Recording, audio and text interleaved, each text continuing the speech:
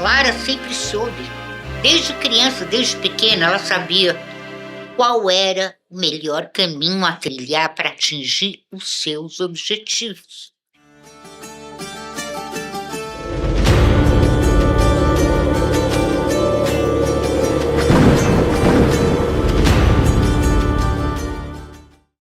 Tanto que agora, aos 30 anos, ela era estrategista de marketing numa grande agência digital, agência de promoção digital.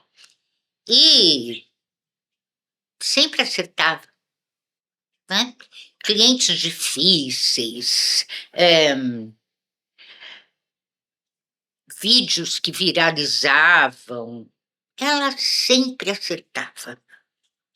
Por isso era uma profissional valorizada, né? Não era só porque ela era uma bruxa.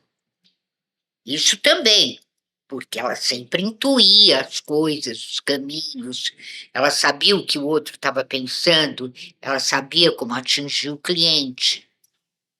Mas também porque ela tinha estudado, tinha se preparado, tinha aprendido, né? Nem tudo é magia na vida. Lara, claro, não era uma bruxa convencional dessas que usa chapéu pontudo, voa na vassoura. Claro que não. Mas ela tinha lá o seu baralhozinho de tarô, as suas pedrinhas, os seus cristais, dentro da gaveta do escritório. E de vez em quando ela ia lá para a copa da empresa, ela mesma preparar os chazinhos, que depois as moças, as serventes, né, ofereciam nas reuniões, para os clientes, para todo mundo. Mas é que a Lara sabia muito bem que qualquer cozinha, qualquer ato de cozinhar, mesmo que seja simplesmente preparar um chazinho com uma determinada erva, é uma alquimia poderosa. Quando você cozinha e joga os seus pensamentos de uma maneira absolutamente concentrada na preparação daquele alimento ou daquele chá, você consegue transmitir esse pensamento para quem vai consumir aquele preparo culinário que você fez, jogando nele o pensamento. Lembra, eu contei uma história do goulash aqui nesse programa para você. A história do goulash, né? Da neta que preparou o goulash pensando na alegria da sua avó, pensando, corta a carne, joga no fogo, pensando na alegria da avó, tempera, pensando na alegria da avó. Lembra? E ela chega lá. Bom, mas essa é uma outra história. A Lara sempre tinha sucesso. Todo mundo admirava ela, né? Então, um dia apareceu um novo cliente na agência, um cliente grande, uma empresa presente no comércio mundial, no mundo todo, em quase todos os países da Terra. E o pessoal ficou entusiasmado. Mas a Lara, não. A Lara falou: alguma coisa aqui não está me cheirando bem, alguma coisa aqui não está certa.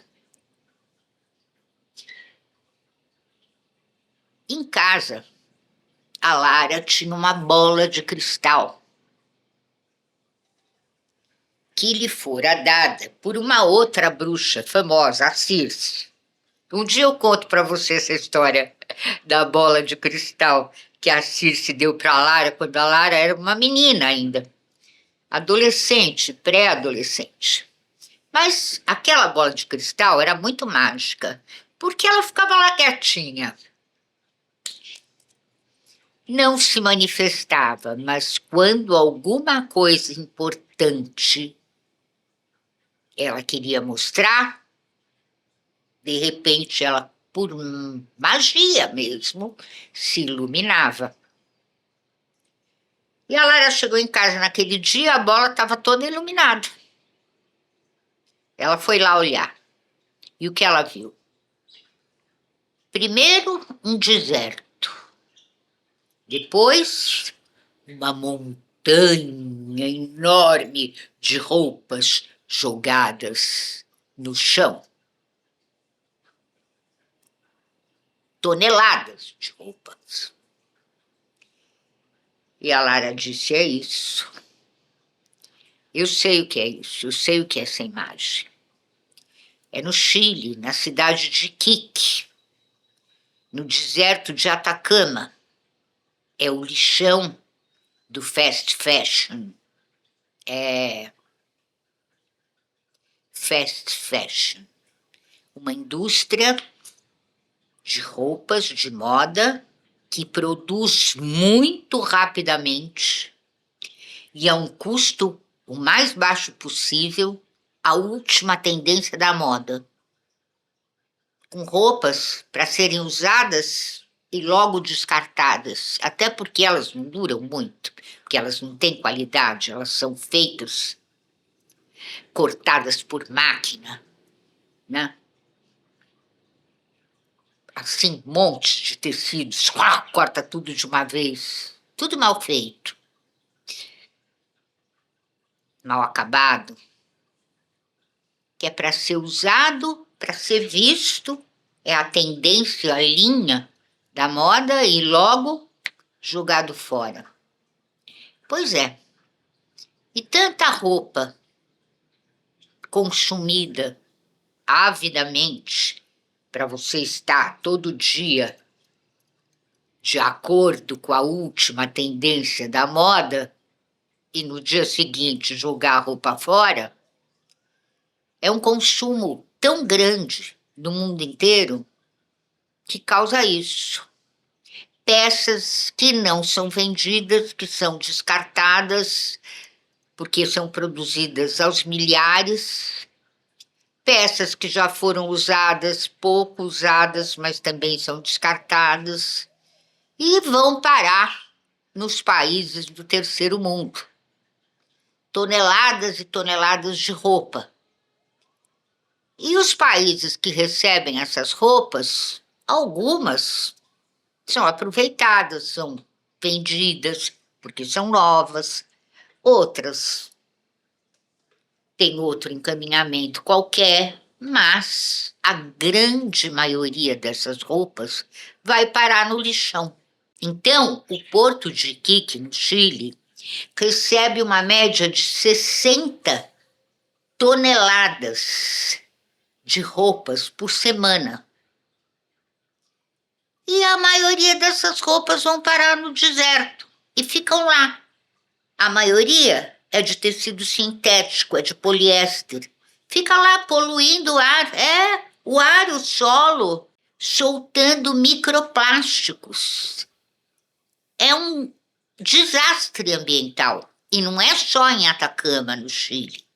Também tem esses depósitos, esses lixões de fast fashion na Índia, em Gana, no Sudão. São toneladas de roupa.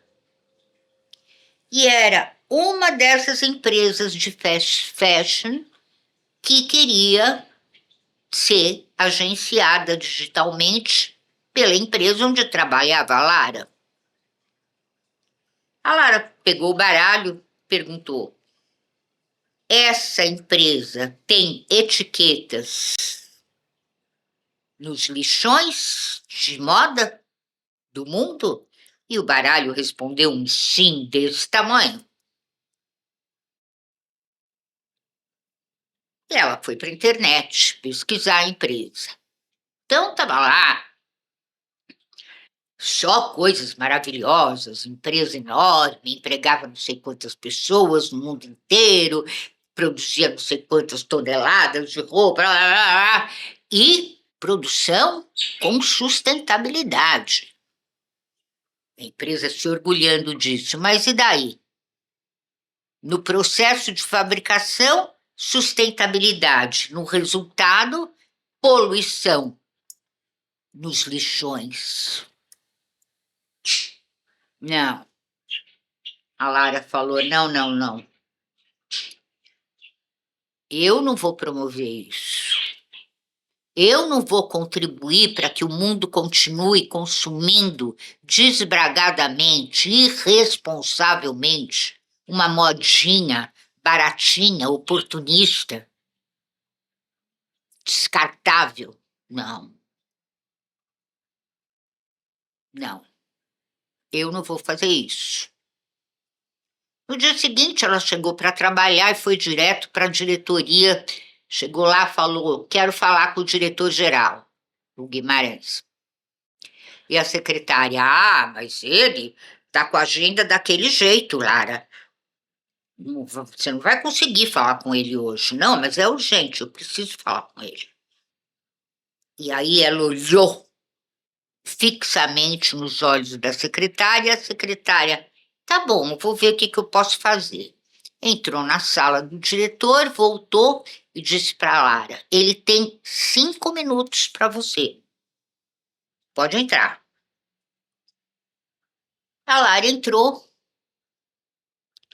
perguntou para ele se ele conhecia os lixões da moda descartável, do fast fashion. Ele conhecia. A Lara falou sobre a grande poluição que esses lixões, que são quilômetros de extensão, são toneladas e toneladas de roupas jogadas, roupas sintéticas, poluindo tudo. E ela disse: Guimarães, eu não me sinto à vontade para promover esse tipo de esculhambação, porque isso é uma esculhambação. Esculhamba com a própria moda, porque faz uma modinha rápida, mal feita, mal confeccionada, mal acabada, com tecidos sintéticos, ruins, para ser usada uma semana, duas, depois jogada fora e acabar poluindo ainda mais o pobre do nosso planeta, que é a única casa que a gente tem. E o Guimarães, sei, mas você quer que eu faça o quê? Que eu recuse o cliente? Você sabe o que significa? Perguntou ele. Para a nossa empresa, esse cliente? E a Lara, claro que eu sei. Reconhecimento, muito dinheiro, crescimento, faturamento, tudo. Prestígio. Então, como é que eu vou dizer não para um cliente desse tamanho? Eu não posso. Além disso, mesmo que eu fizesse isso que você quer, que eu dissesse não, ele ia para o nosso concorrente ia promovê-lo nas redes sociais da mesma maneira. Então, que adiantaria a gente recusar o cliente? E a Lara? Não é só recusar o cliente. A gente deve botar a boca no mundo. A gente deve divulgar o porquê a nossa agência não se sente à vontade em incrementar esse tipo de consumo. Falar das consequências, falar da irresponsabilidade das pessoas, dessa compulsão por estar na moda, né? E falar sobre o contrário, old fashion, né? A moda como arte, a moda com os tecidos mais nobres, a moda de peças bem cortadas, uma a uma, a moda de peças bem encaixadas, bem costuradas, bem acabadas, chuleadas, com botões lindos, a moda clássica. Aquela roupa que a gente compra e fica há anos no guarda-roupa, e fica há anos sendo usada. Roupa de qualidade, roupa chique, roupa bonita, roupa boa. É isso que a gente tem que voltar a consumir. E é isso que a gente tem que promover. E se a gente falar tudo isso nas redes sociais, explicar por que nós nos recusamos a atender esse cliente de fast fashion, o nosso concorrente não vai ficar muito à vontade para atender ele, não. Que vai pegar mal. E o Guimarães, ai, é só você, Lara, para vir botar areia no meu negócio. Eu aqui, todo contente porque tinha conquistado um cliente enorme, e você vem com toda essa argumentação e me mostra que, no fim, você tem razão. Mas como é que eu vou convencer a diretoria, os acionistas, todo mundo aqui na agência, que a gente tem que renunciar a isso? Eu não posso fazer isso, a não ser que você me dê uma alternativa. Eu sei que você não é contato comercial, mas eu te dou 5 dias para conseguir uma alternativa. Um cliente para botar no lugar desse. Se você não conseguir, eu vou fechar negócio com esse, esteja ele poluindo o mundo ou não. E a Lara disse: 5 dias, Guimarães, me aguarde. Ela sabia que ela conseguiria. Dos 5 dias que a Lara tinha de prazo, ela passou 3 mergulhada nas redes sociais. Mergulhada, conversou com Deus e o mundo, com todos aqueles que não endossavam as empresas de fast fashion, com todos aqueles que gostariam que as pessoas voltassem a consumir uma moda de verdade, uma moda inspirada, uma moda representativa do momento, da época, de tudo. E conversando com eles, com todos eles, desde comunicadores, a empresários, a estilistas, enfim, a Lara inventou uma associação. Convenceu todas essas pessoas a se unirem e formarem uma associação, a OFA, Old Fashion Association,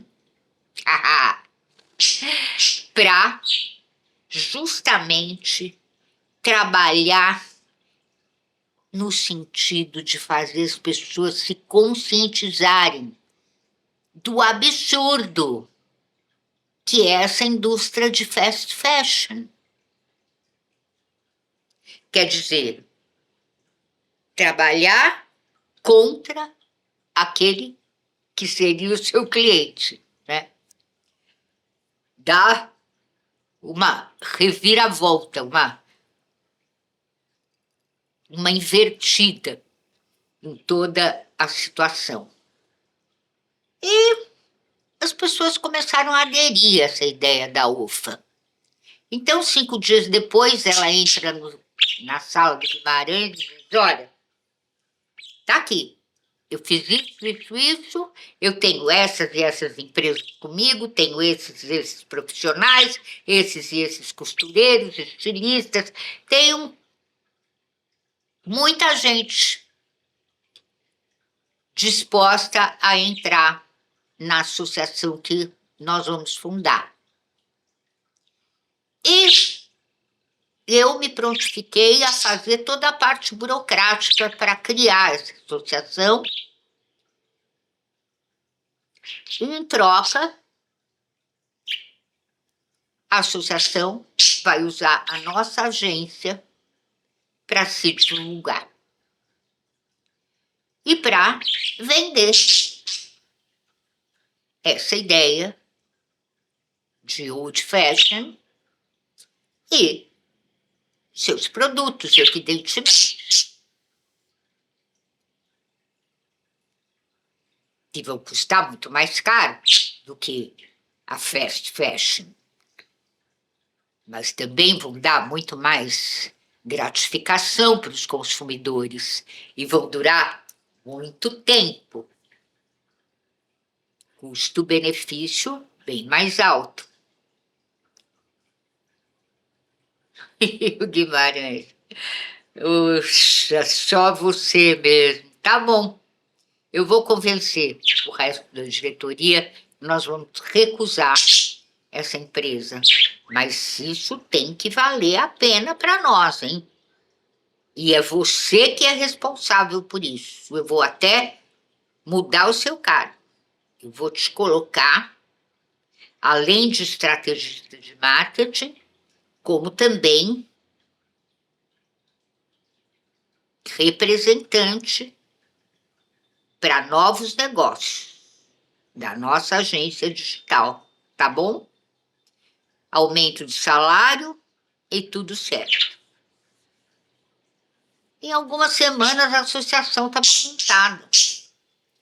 E mais ou menos um ano depois, uma redatora que trabalhava na agência com a Lara, na equipe da Lara, vendo aquele sucesso todo da OFA nas redes sociais, reportagens na grande mídia, todo mundo entusiasmado com essa reviravolta, né? Com essa volta para os conceitos antigos, para a valorização da verdadeira arte da moda, uma redatora perguntou a ela: olha, Lara, você me desculpa, mas como é que você fez para dar uma reviravolta dessa, bater de frente com um cliente tão grande, com um potencial tão grande, e não pirar e não perder a cabeça? E a Lara riu. O segredo, menina, é o seguinte: em vez de você deixar o mundo, a situação, a circunstância, tudo isso domar você, não, é você que tem que domar o mundo. Esse é o seu programa As Bruxas.